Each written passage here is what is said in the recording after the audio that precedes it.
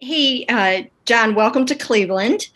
I wanted to ask you in the little video that you did, the little intro video, you talked a lot about that you knew that there was this great vibe here, this winning culture, and all about the fans. So I'm curious to know what gave you that feeling and how did you know that this was the place you really wanted to be?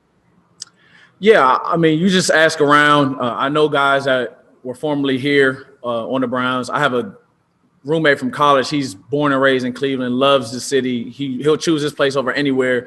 He had nothing but great things to say. And honestly, I knew that the fans were, they love their team, support their team, but when I got here yesterday, people started to notice me already. So that just confirmed everything. And I've just been hearing things, and it's all coming to fruition. And I'm just happy I made the right decision. Was your roommate a BC football player with you? I mean, can you tell us his name? Kevin Kavalik, he went to St. Ignatius. And he's a Cleveland guy. He loves it here. He still lives here. I linked up with him yesterday, and we had a blast. So I'm happy I'm back with him, and it'll be fun being in the same city as him. That's what I thought. Okay, thank you. Thank you, Mary Kay. Next up is Jake Trotter.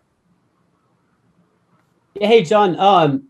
Could you give me your thoughts on this Browns defense, the secondary in particular, and then how you think you can help them on the field, and then just also as a leader in the locker room?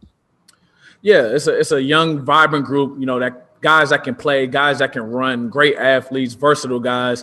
You hear about Grant Delpit and Ronnie Harrison. We're all similar, body types, similar skill sets. So just being out there together, hopefully we can all be on the field at the same time, giving quarterbacks headaches and just moving all around, just doing different things from a disguise standpoint. It's just something I'm looking forward to. Then you look at the corner position, Greedy Williams, hopefully we can get him back ASAP. He's a great long guy that can run. His work speaks for itself. So you talk about coming from the number one defense, you got Aaron Donald, Jalen Ramsey. I see Denzel Ward and Myles Garrett. It's the same thing. So what I see right now is it's a lot of guys that can play football, that love to play football, that have played great football. So I just want to come in and be a leader, just give them tips that I've learned, over my career, things that I've saw even last year that got us to such a great defense, a top-ranked defense. And I just want to be just be a guy that people can, just feel my vibe and it'll rub off on people. Thank you, Jake. We'll go to Nate Ulrich. Hey, John. Calling the defense, being the defensive signal caller for the number one unit in the league. What was that experience like? And is that something that you might do here? I mean, have you talked to Joe Woods about that possibility? Oh, well, we haven't talked about it just yet. If that's something that they want me to do, I'll gladly do it. It's something that I got really comfortable with. At my last place I was at, I was considered as a guy that wasn't going to leave the field, regardless. I ended up playing 100% of the snaps, and I just wanted to be the person that was out there. I see the most at safety. I'm back there. I can see everything. I can call out stuff that guys might miss, just having a familiarity with the defense and being comfortable in the scheme and being the player version of defensive coordinator on the field. That's something that I'm, more than capable of. And I enjoyed it. I feel like I was the glue to that defense. I feel like if I wasn't out there, things would have been a little different. And, I just feel like when guys turn around and they see 43 out there, they're comfortable and they know that they can rely on me. So having a green dot is just something that came second nature, Thank you, Nate. Go ahead, Scott Petrik. Hey, John, you mentioned Grant and Ronnie. What has Joe Woods told you about using the three of you guys together? Oh, it just, like I said, we all have versatility. We all can be moved around in different spots. When you think about a three safety contour, usually it's going to be like a dime linebacker or a slot corner, like one of us playing like a nickel type of position. And all three of us are more than capable of doing that. So that's just, what he talked about. Not really too much of scheme, but just like body types and being able to play different spots. Is there a spot that you like best, or do you like the fact that you can move around and be versatile? Yeah, I feel like different situations and, depending on who we're playing that week calls for a different guy playing a different spot. So just us, all three of us being capable and being, ready to do that, I feel like no matter who we're playing that week, we can all just easily move and fit into a different spot depending on who we're playing. Thanks. Thank you, Scott. Daryl Ryder, you're up. Hey, John, what's it like getting to bring a teammate with you here to Cleveland, Troy Hill, and also just what made you guys so good in that Rams secondary, and how do you bring that to the Browns? Yeah, so when Troy texted me, he said, look, I'm about to end up in Cleveland with you. I thought he was just playing around, and then the news broke, and I was like, whoa. So that'll be fun, a guy that you're familiar with. I know it's still football at the end of the day, but it is kind of like a new journey, and it's kind of good to have somebody that you're comfortable with here. We can meet everyone together. I know how he plays. He know how I play. So it'll be fun. And I think what made us so good is we did the little things right and with discipline. I was talking to Coach Joe Woods and Jeff, and we were talking about tackling and killing blocks. Like, those are small things that go unnoticed, but we did them really, really well, and like with really, really great discipline. And we really honed in on those small things all the time. Like, we didn't really have too many times where guys are bust a coverage or wasn't running to the ball or wasn't giving an effort. So the small things really ended up being huge things in the end. Thanks, Daryl. Tom Withers will have our next question. Thank you, Rob. Thank you, John. Nice to meet you, man. Nice to meet you. How nerve-wracking is free agency? Well, luckily for me, I put myself in a position where, I knew that I was going to land on my feet. I knew I was going to be able to make a decision and kind of had control of my destiny. But it is nerve-wracking. You're just living in limbo for a month and a half, 2 months, not knowing anything. I didn't even know if the Rams were talking about bringing me back. It's just – it's a weird time, and you just not knowing what your future holds for you. But like I said, luckily for me that I was blessed enough to, I was going to land on my feet, be in a good situation. But it's pretty nerve-wracking, and I'm glad that it's over with. As you mentioned earlier, you knew about a good vibe here, and then you saw a bunch of Browns already reached out to you on social media. Have any of them connected, beyond that? Have you already talked to a few guys? A few guys on the team, or? Yeah. Oh, yeah. So Mac Wilson, he's training in LA right now. So I'm definitely going to link up with him when I get back. I reached out to Baker. We know we have a mutual friend in LA that we connected with.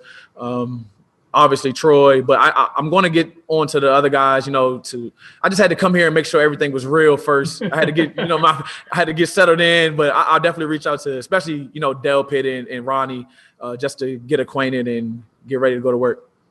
Thanks, man. Thanks, Tom. We'll go to Tony Grossi. Hey, JJ3, welcome. When the season ended with the Rams, did you know you would not be back, or did something happen that assured you, like the Goff trade, which saddled them with so much cap dead space? So that's a great question, and thank you for having me. So at that Packers playoff game, I kind of had a moment, they were up and they were taking knees, and I felt like this might be the last time, that I suit up as a Ram.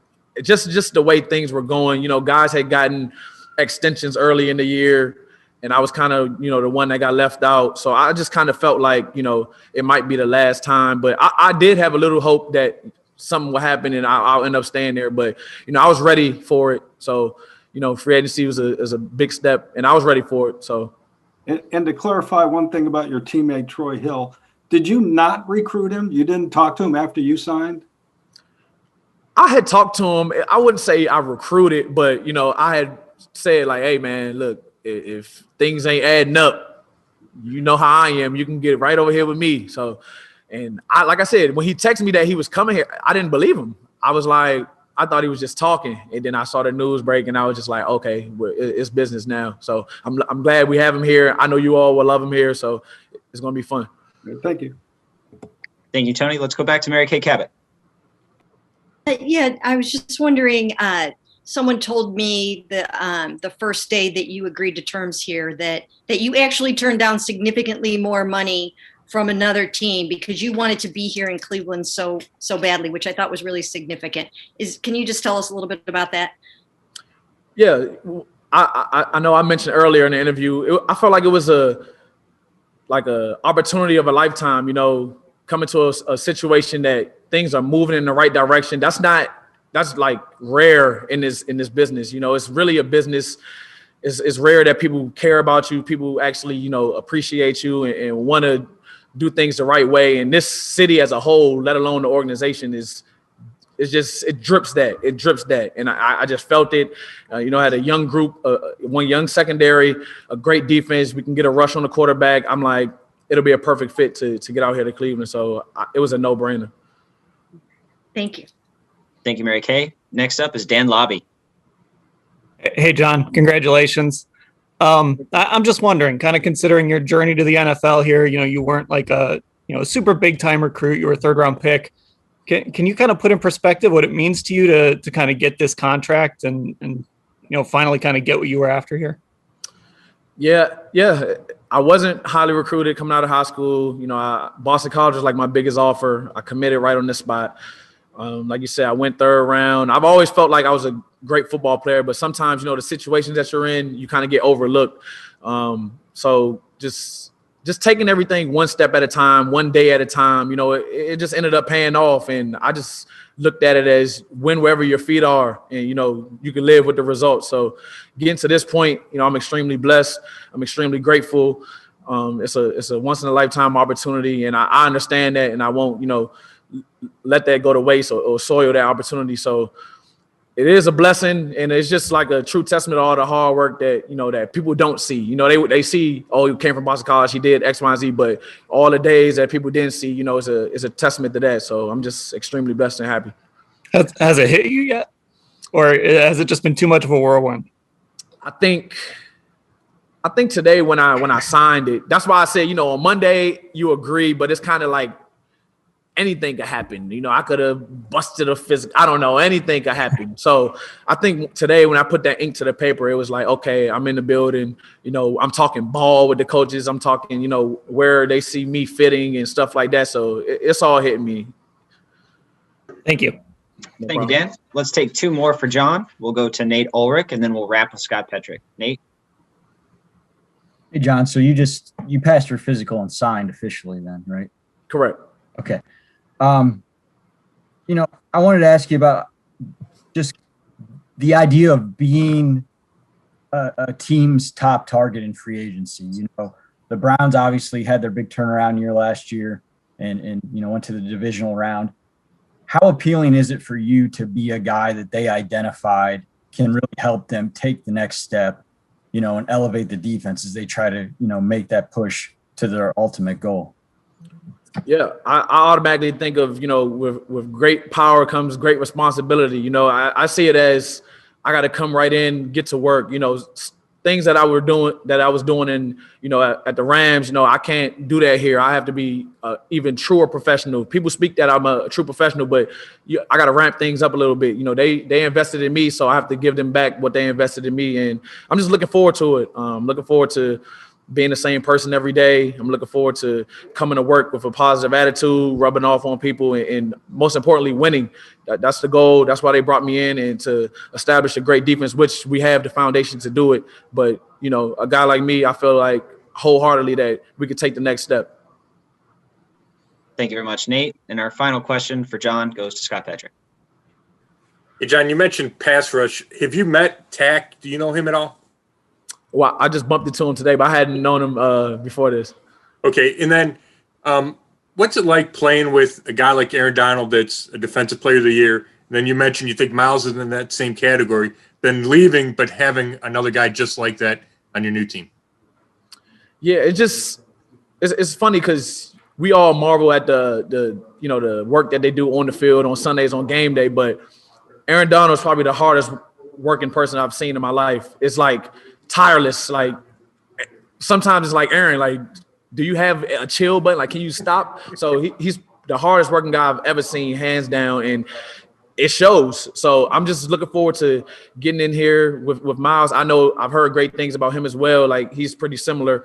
So it's going to translate to Sundays. And, you know, when you got a guy like that you know is going to get to the quarterback, you know is going to rush hard every single down, it makes your job as a DB a whole lot easier. And I just want to hold him down because I know he's going to rush his tail off. So I'm going to cover my tail off, tackle my tail off for him, and be a great teammate. So I'm really looking forward to it.